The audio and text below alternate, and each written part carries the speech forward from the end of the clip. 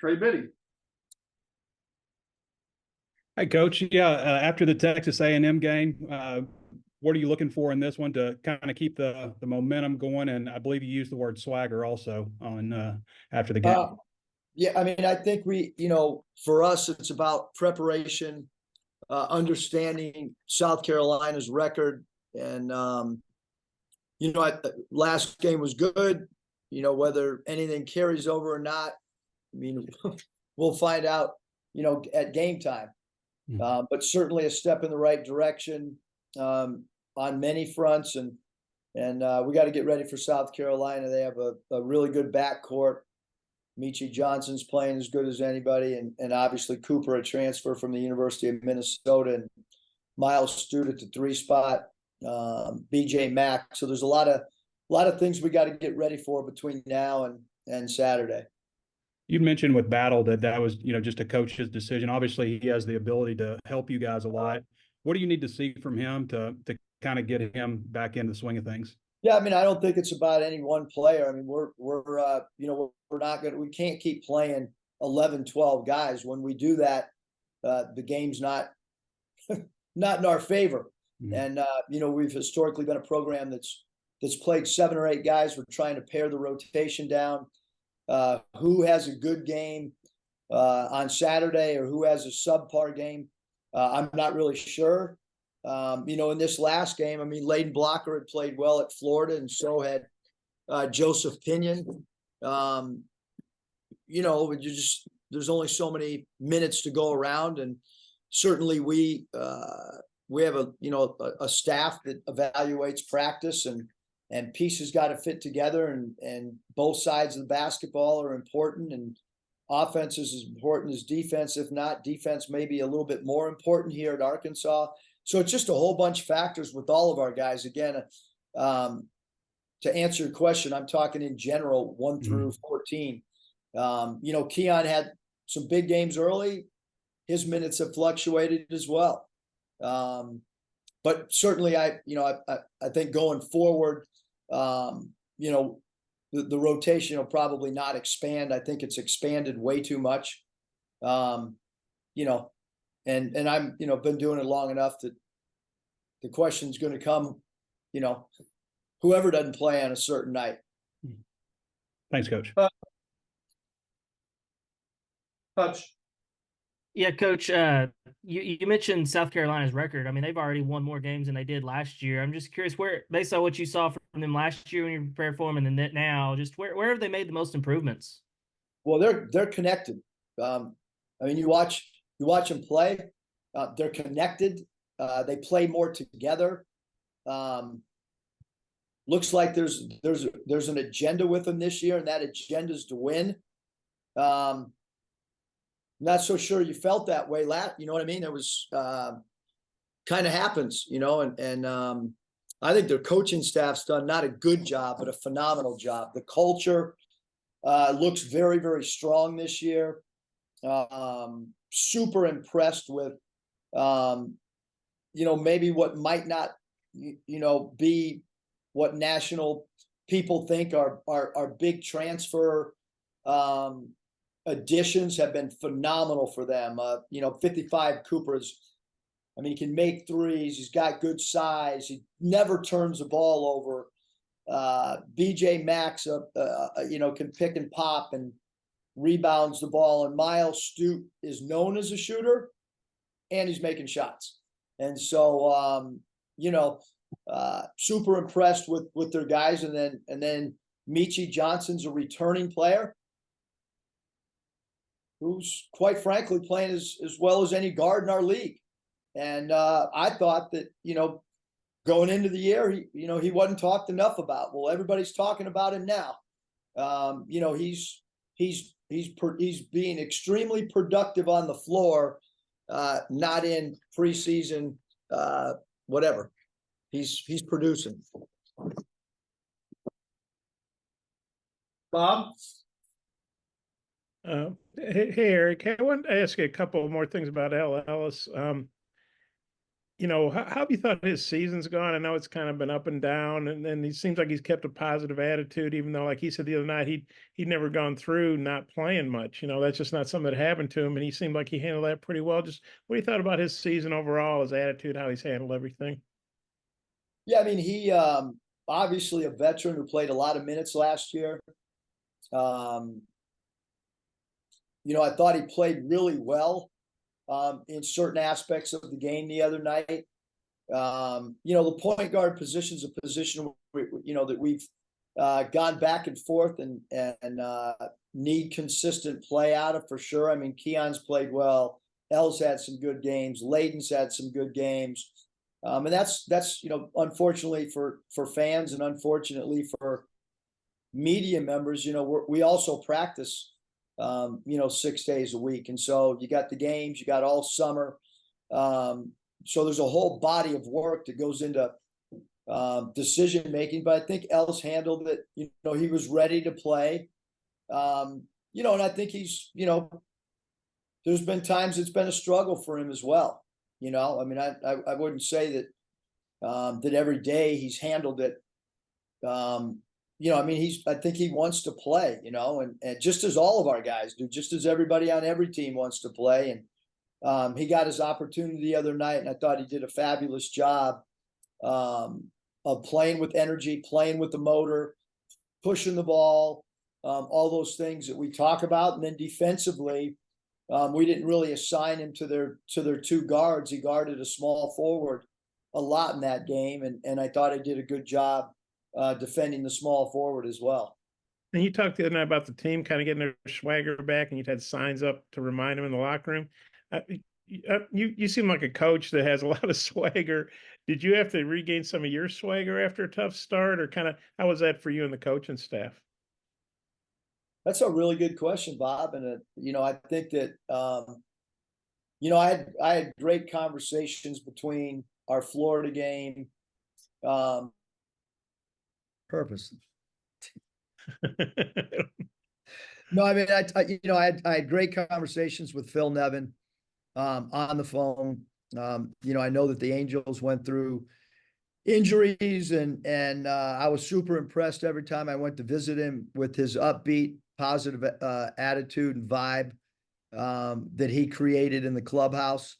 And talked to Tom Crean, who's a friend, to get his perspective because he watches so many games, and talked to Brendan Surr. We worked together with the Orlando Magic. Even on my drive into to the arena, I was still talking to different people. Johnny Jones and I have communicated back and forth, and people that I've worked with in the past, just to get perspective, insight. So, I think all that stuff helps. I don't think that, from a confidence standpoint, I don't think that the coaches or the players should ever lose confidence, but certainly when you get a win after losing 3 games, I think that helps the overall vibe. And now you got to push, you got to push your last win aside, and you got to get ready for South Carolina. I think that's the important thing. But back to your question, Bob, I don't think you can have the turnarounds that that we've had in the past without having belief and confidence, and then you stick to your principles and you stick to tweaking things, which is what we did. I mean, we went into the game and changed our starting lineup again, and it was probably the best start that we've had in a long time to a game. So, Yeah, I got a couple more kind of a fun one. So I'll turn it back to Mike for the other guys. Let's go with the fun one. We haven't had a fun one in a long time. Well, okay, it's your Zoom. I saw that there's going to be bobblehead giveaway, and just wondering what you thought about that. I mean, that's kind of a sign. No comment. No comment on the bobblehead. No comment on the bobblehead, Bob. Okay, I was wondering if you thought it was a good likeness, or I thought they should do one without your shirt on. You could be, celebrating or something. That would have been cool, but maybe bobblehead people aren't that creative. I don't know. Yeah, I mean, bobbleheads, I thought they went out. Now they're back in. Probably should have done a bobblehead with Danielle and I together. That would have been a lot better than just me standing there. Not sure about the hair. Not sure about the, the facial expressions on that bobblehead. I guess there's some similarities, but also some not similarities. Okay, I'm sure they did the best they could. Thanks. Kevin. Kevin, are you there? Curtis.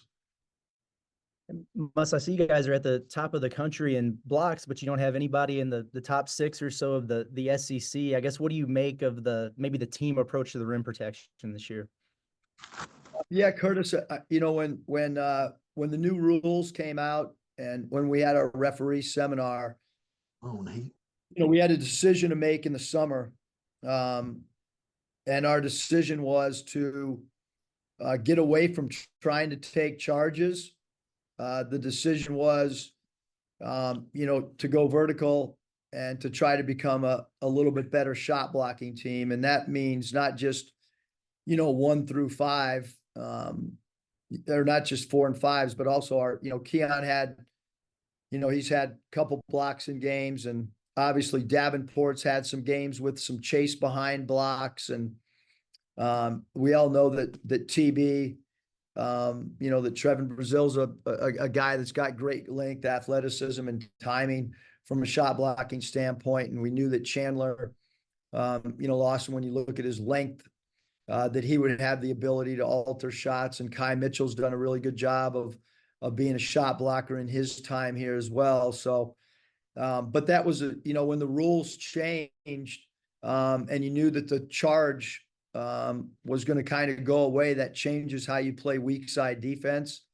And there's just not many charges called at all anymore, for obvious reasons, freedom of movement, wanting more scoring, all those type things. And so as a team, as a program, as a coaching staff, you've got to kind of alter your approach as well.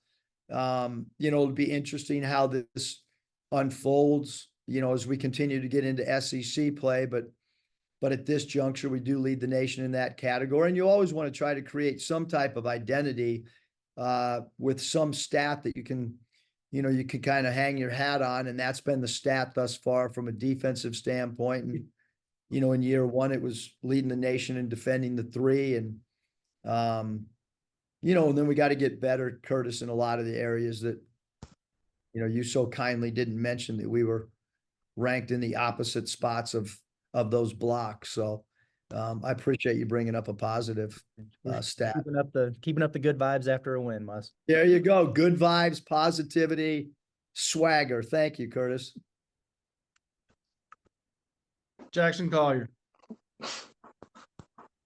Hey, Muss, you mentioned Meechie Johnson a couple times already this presser. You just faced a really good guard in Wade Taylor, who can score at all 3 levels, similar to Meechie Johnson. What can you take away from that performance from Wade Taylor in preparing for Meechie Johnson, if anything? Well, Taylor had an incredible game. He made some incredible shots. But that was a lot of field goals attempted as well. We did not go double him. In the past, we've doubled team star players when they come across half court to get the ball out of their hands. We did not do that the other night. We felt that Taylor and Radford were equally important, and whether it was a little bit of our scheme or just an individual night for those 2 guys. I mean, you look at the stats and you would say that, probably did as good a job as you could against Radford. I don't know if he's ever had a game statistically like that. And then you look at the number of points and the big baskets that Taylor hit, and those were, phenomenal numbers and phenomenal big time shot making. And Meechie Johnson is, a guy that has deep range, can really dribble drive the ball. He scores it at 3 levels. They'll run pick and rolls with him. And so our job will be to try to figure out, what we're best suited to. And we haven't hit the practice floor since our last game. We start here in 22 minutes and 34 seconds where we'll get back on the practice floor. And that's when really, Jackson, our game prep will begin once we get down there and watch video as a team, and I'll lay out our plan A, plan B, and plan C, and then I'll get feedback from these guys just like I always do, whether it's individual conversations, individual text messages, or team conversations after we watch individual clips of their top 8 guys, and then once we defend their plays. So today will be the first time that we go through with our scout team defending their plays, and we'll look at our plan A, plan B, and C as a collective group. We'll make the best decision to try to beat South Carolina, regardless of what one individual player does or doesn't do. And you got a tough decision to make when you're guarding any leading scorer. You're going to try to make that night really hard for him, or you're going to take away options 2 and 3. So those are all stuff that are still works in progress. Jackson Fuller. Yeah, Eric, the great first half offensively, you guys only scored 2 fast break points, so a lot of execution in the half court. I know you said that you had that like the high pick and roll where you're throwing it to the 5 quick. Is that something that can translate past Texas A&M, or what maybe can you take from that first half that can translate to South Carolina and moving forward all year? Yeah, I mean, I think the middle pick and roll with our short roll with having our centers be playing, that was based on how Texas A&M plays pick and rolls. They'll trap it, they'll hard show it. South Carolina will do that as well. But we have great respect that they'll watch what we did. And so we've got to come up with a counterattack, which we will. We'll be adding a couple new sets, based on how they play pick and roll and who's involved in their pick and roll defense, and try to give our opponents a look on some play patterns that they have not seen before. And then we'll look at those early in the game. That's what we try to do, especially in league play, is run 2 different variations of a play and see how they play it and see if it's successful or not. But yeah, certainly we want all of our guys to be playmakers whenever they're given the ball, especially in sweet spots on the floor, to either look for dump off passes for layups or dunks or free throws attempted or spit out 3 balls. So those are the 3 areas that we need playmakers to continue to share the ball or share the game or let the ball have eyes in those areas. And Jeremiah, one more. Jeremiah made a couple threes, maybe 2 threes the other night. But how much does he bring to the team, even when even if he's not maybe making threes, just his ability to space the floor? It seems like he's getting some more consistent run with you guys in the SEC. Yeah, I mean, he's getting a consistent run because he has had some great spurts. I mean, he went through that segment at Florida. In the first half, 13 points. Didn't get a basket in the second half and was minus 25 in the game. And he went through a spurt, the other night where I think he scored 8 straight.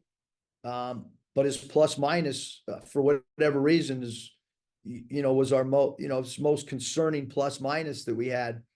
We talked after the Florida game about JD trying to provide defensive rebounding. That's something that we need help there. You know what I mean? And that's, all the stuff with L. He went 3 for 11, but he played a lot of minutes, and he played a lot of minutes because he had a career high in defensive rebounds. He had 6 defensive rebounds. And I think one of the things with minutes and roles and all this stuff is, we have a phrase, what does the game call for? Against Texas A&M, the game called for defensive rebounding. So we need everybody to defensive rebound regardless of how many shots you're making, but JD's playing because he plays with energy and he plays with enthusiasm, and he gives us a little bit of pop and jolt when he's out there. So we certainly want him to continue to shoot the ball with confidence. I think the last 2 games, JD has shot the ball with more confidence than he has all year. And a lot of that correlates. He's been in the gym the last few days, as much as he has all year as well. And we're starting to see a lot more individual shooting going on, which is what you want this time of year. You don't want the 2 games a week to have you fading in your PD or your player development. And super pleasantly surprised with all the shooting that's gone on today. As I walked out to lunch, as I walked back from lunch, a lot of guys getting shooting reps in, which is really important this time of year. Kevin. Muss, when you look at Tremont Mark, obviously he's been a consistent scorer for you guys, especially these last 7 games, 20 points. But after that double-double, or around that time, he has doubled his rebounding production per game. I mean, doubled it, and he's been better when you look at assists, when you look at blocks, 3-to-1 improvement. When you look at the raw numbers, everybody's kind of gotten used to him as being a reliable scorer, but what are you seeing in the other areas? Because we talk a lot about the hustle play, effort and things like that. And it seems like he's kind of leading by example and more than just being a scorer.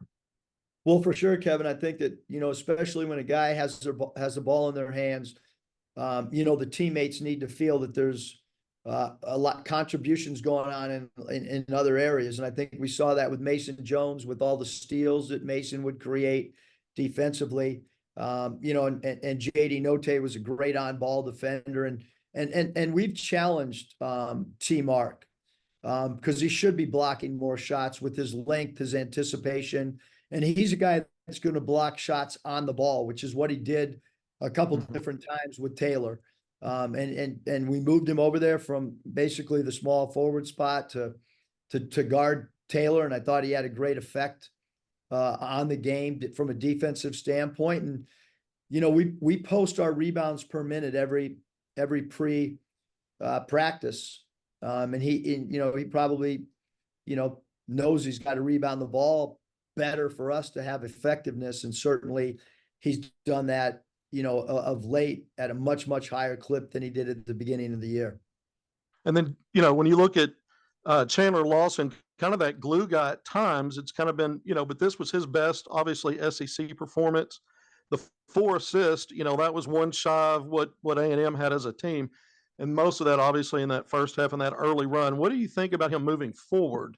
Is there something there that, because that 5 spot's been kind of a 3-headed monster and not, real consistent from one particular player? Yeah, I think the point guard position and the 5 position, which, are 2 really important positions. We need consistency from both those positions, Kevin.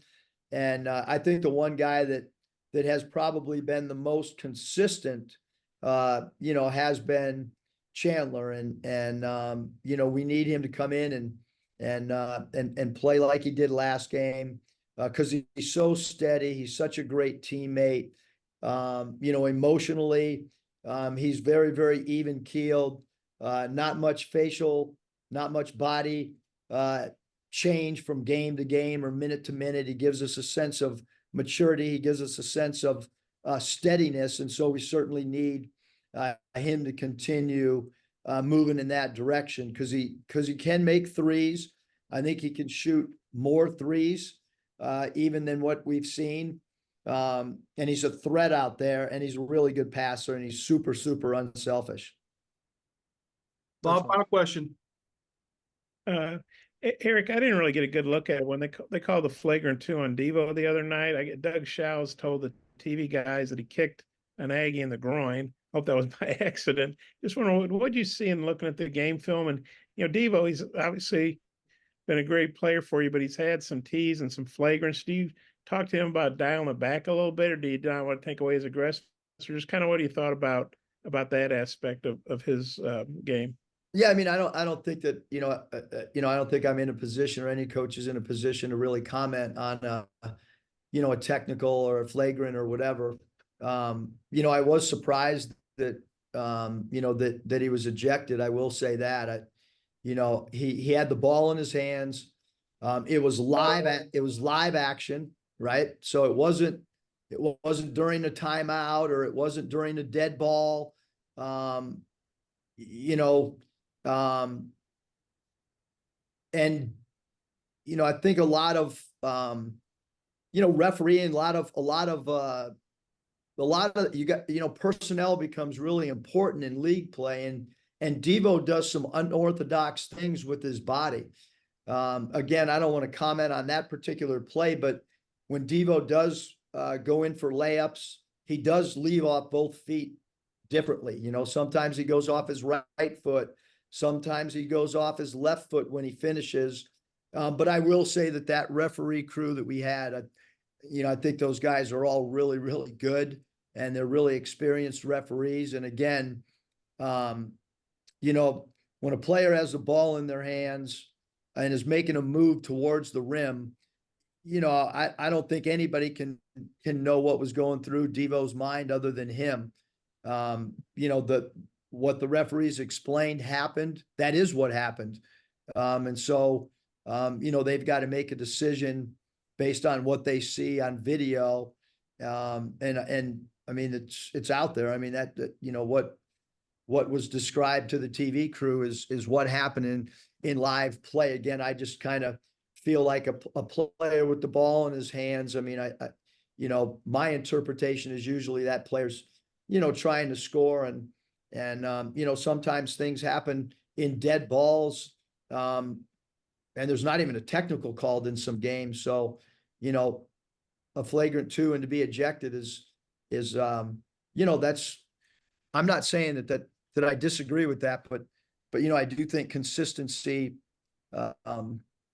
becomes important on ejections, technicals, so on and so forth. Because, that was not a dead ball situation, or nobody was, did anything other than try to make a basketball move. And then unfortunately, the player, whatever. But Devo and I have had conversations, and we want him to be who he is. We want him to be aggressive. We want him to play with, but certainly don't want anything that'll jeopardize when he's not in the game or gets a technical or gets thrown out, it changes our demeanor and who we are. So we certainly want him to, we don't want anybody to get a technical, including me, I guess.